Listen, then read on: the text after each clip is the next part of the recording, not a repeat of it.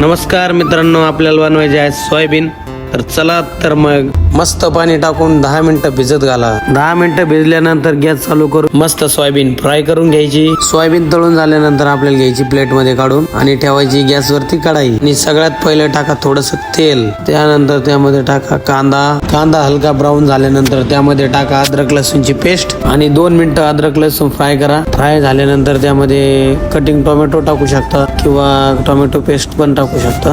त्याला मस्त फ्राय करून घ्यायचं टोमॅटो वगैरे. त्यानंतर हे सगळे मसाले वापरायचे आहेत. पहिल्यांदा थोडी लाल तिखट टाकू, थोडीशी धना पावडर, थोडीशी हळदी, त्यानंतर टाका थोडा गरम मसाला, त्याच्यानंतर टाका थोडस चवीनुसार मीठ, थोडासा चिकन मसाला, थोडासा टाकायचा संडे मसाला. हे मसाले मस्त फ्राय करीत राहायचे. थोडं पाणी ओतून घ्यायचं आणि 10 मिनिटानंतर असं थोडा मसाल्याला कलर येतो. 5-10 मिनिटं उकळी आल्यानंतर थोडा कलर चेंज होतो आणि त्यानंतर आपली फ्राय केलेली सोयाबीन त्यामध्ये टाकून द्यायची. त्याला मस्त असं मिक्स करून घ्यायचं. जास्त पातळी व्हायला नको आणि जास्त घट्टही व्हायला नको. त्यानंतर लिंबू पिळायचं असं मस्त आणि सुरू करायचं आपलं खाणं. बघा भाजी कशी होती, कमेंटमध्ये नक्की सांगा.